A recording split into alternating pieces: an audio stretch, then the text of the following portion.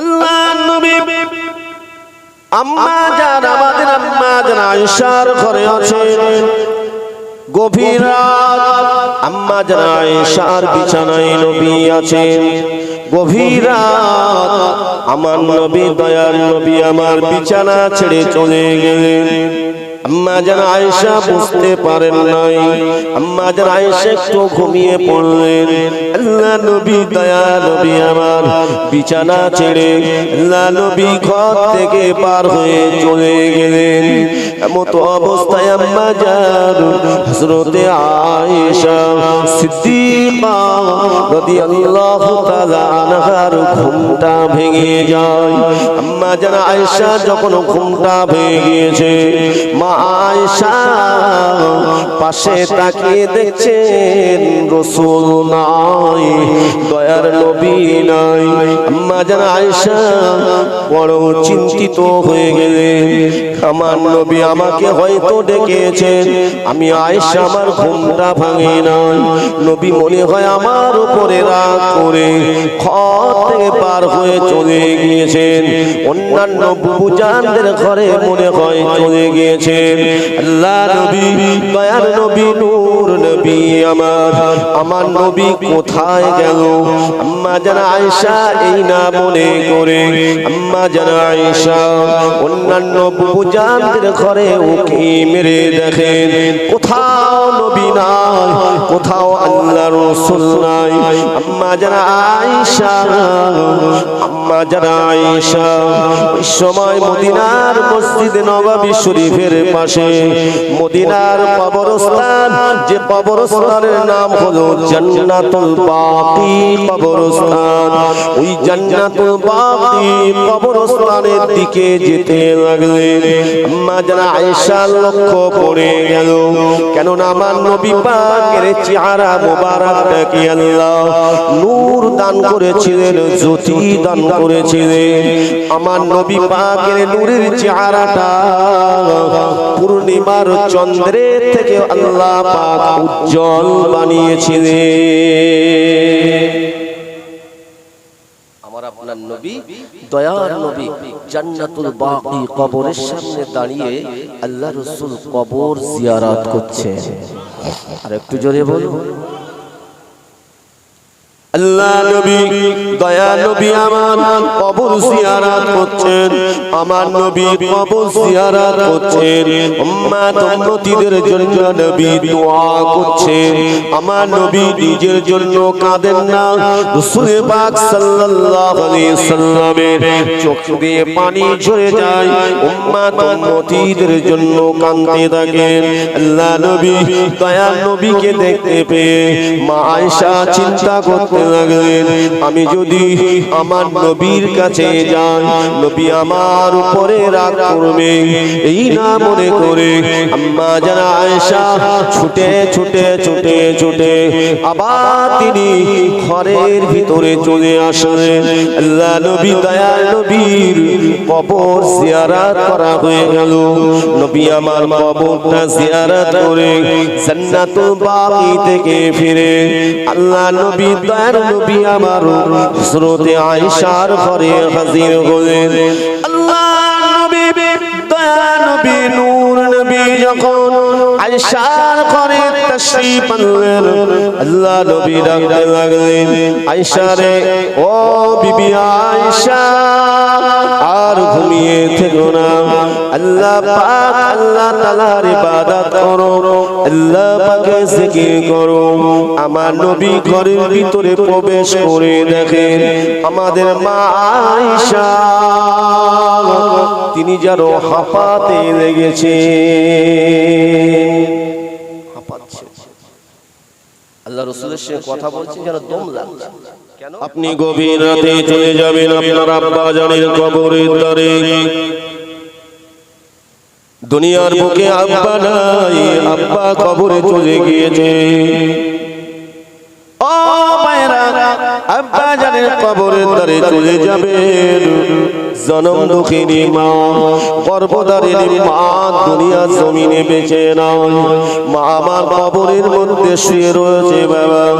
ওই লাইলাতুল বারাতের রাতে যুবকেরা, আমার বাজারেরা, আপনার আব্বা আপনার মায়ের কবরের সামনে দাঁড়িয়ে যাবেন। কবরের সামনে দাঁড়িয়ে গিয়ে আল্লাহ পাকের কোরআনটা তেলাওয়াত করবেন, আল্লাহ পাকের কোরআনটা তেলাওয়াত করবেন। কবরের সামনে দাঁড়িয়ে আমার আল্লাহ পাকে জিকির করবেন। কবরের সামনে দাঁড়িয়ে আল্লাহ পাকে তাসবিহ পাঠ করবেন। কবরের সামনে আব্বা মা দাদু দাদির কবরের সামনে দাঁড়িয়ে নবীর শানে দরুদ সালামটা পাঠ করবেন। তওবা ইস্তেগফার পড়ে দুটো হাত তুলে আল্লাহ পাকের দরবারে ওই লাইলাতুল বারাতের রাতে আপনি দোয়া চাইবেন।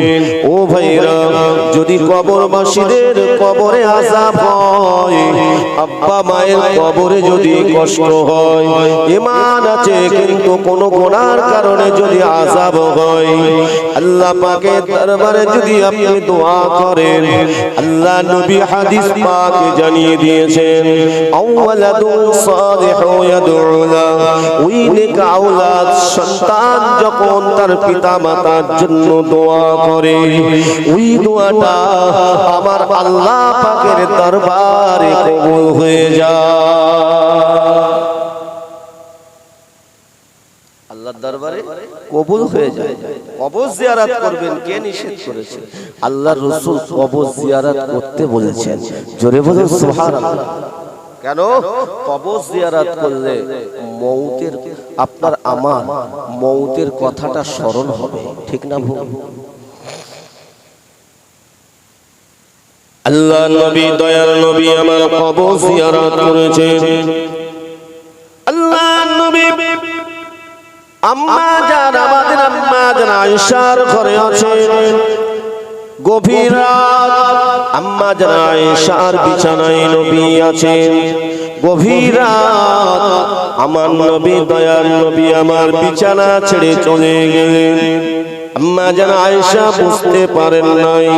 আম্মা জান আয়েশা একটু ঘুমিয়ে পড়লেন। আল্লাহ নবী, দয়া নবী আমার বিছানা ছেড়ে আল্লাহ নবী ঘর থেকে পার হয়ে চলে গেলেন। এমত অবস্থায় আম্মা জান হযরতে আয়েশা সিদ্দিকা রাদিয়াল্লাহু তাআলা আনহার ঘুমটা ভেঙে যায়। আম্মা জান আয়েশা যখন ঘুমটা ভেঙে গিয়েছে, মা আয়েশা পাশে তাকিয়ে দেখছেন রাসূল নাই, দয়ার নবী নাই। আম্মা জান আয়েশা বড় চিন্তিত হয়ে গেলেন। আমার নবী আমাকে হয়তো ডেকেছেন, আমি আয়েশা আমার ঘুমটা ভাঙে নাই। নবী মনে হয় আমার উপরে রাগ করে ঘর থেকে পার হয়ে চলে গিয়েছেন। অন্যান্য বুবুজানদের ঘরে মনে হয় চলে গিয়েছেন। আল্লাহ নবী, দয়ার নবী, নূর নবী আমার নবী কোথায় গেল? আম্মা জান আয়েশা এই না মনে করে আম্মা জান আয়েশা অন্যান্য বুবুজানদের ঘরে উকি মেরে দেখেন, কোথাও নবী নাই, কোথাও আল্লাহ রাসূল নাই। আম্মা জান আয়েশা ওই সময় মদিনার মসজিদে নববী শরীফের পাশে মদিনার কবরস্থান, যে কবরস্থানের নাম হলো জান্নাতুল বাকি কবরস্থান, ওই জান্নাতুল বাকি কবরস্থানের দিকে যেতে লাগলেন। আম্মা জান আয়েশা লক্ষ্য পড়ে গেল, কেননা আমার নবী পাকের চেহারা মোবারকটাকে আল্লাহ নূর দান করেছিলেন, জ্যোতি দান করেছিলেন। আমার নবী পাকের নূরের চেহারাটা পূর্ণিমার চন্দ্রের থেকে আল্লাহ পাক উজ্জ্বল বানিয়েছিলেন। আমার আপনার নবী, দয়ার নবী জান্নাতুল বাকি কবরের সামনে দাঁড়িয়ে আল্লাহ রাসূল কবর জিয়ারত করছে। আর একটু জোরে বলুন। আল্লাহ নবী দয়া নবী আমার কবর জিয়ারত করছেন, আমার নবী কবর জিয়ারত করছেন, উম্মত উম্মতিদের জন্য নবী দোয়া করছেন। আমার নবী নিজের জন্য কাঁদেন না, রাসূল পাক সাল্লাল্লাহু আলাইহি সাল্লামের চোখ দিয়ে পানি ঝরে যায়, উম্মত উম্মতিদের জন্য কাঁদতে থাকেন।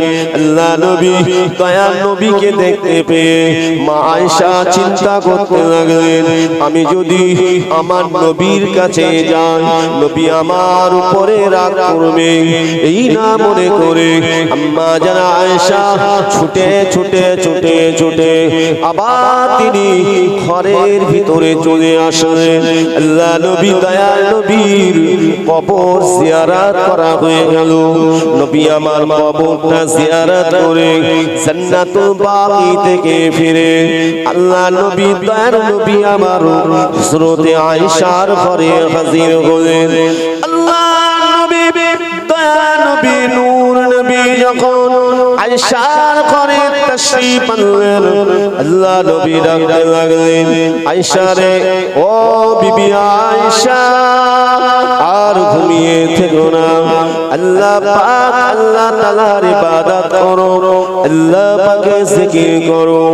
আমার নবী ঘরের ভিতরে প্রবেশ করে দেখেন আমাদের মা আয়েশা তিনি যেন হাঁপাতে লেগেছে, হাঁপাচ্ছে।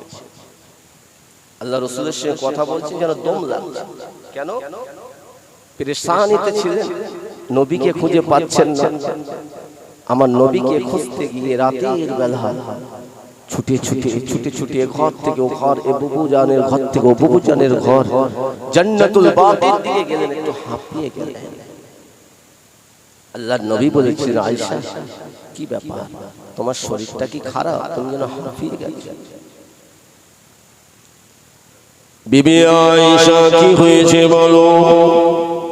আল্লাহ নবী যখন বলেছেন বিবি আয়েশা কি হয়েছে বলো, আম্মা জান আয়েশা বলেছিলেন, ইয়া রাসূলুল্লাহ ইয়া হাবিবাল্লাহ, হুজুর নবী মাফ করুন, আমি আয়েশা, হুজুর আমার বিছানায় আপনি ঘুমিয়েছিলেন, হুজুর আমি আয়েশা আপনার খিদমত করছিলাম, খিদমত করতে করতে হঠাৎ করে আমি ঘুমিয়ে পড়লাম, হুজুর আপনি কখন আমার বিছানা ছেড়ে চলে গিয়েছেন আমি আয়েশা জানি না, আমি আয়েশা বলতে পারবো না।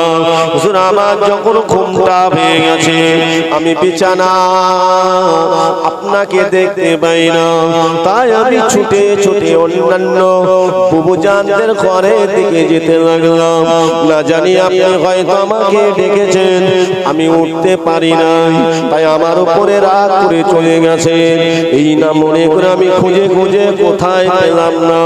হুজুর পরিশেষে আমি জান্নাতুল বাকির দিকে এগোতে লাগলাম, হুজুর আমি দূর থেকে দেখতে পেলাম ওই জান্নাতুল বাকির সামনে আপনি দাঁড়িয়ে আল্লাহ দরবারে আপনি রোনাজারি করে কাঁদতে থাকেন, হুজুর গো আপনি রোনাজারি করে কাঁদতে থাকেন।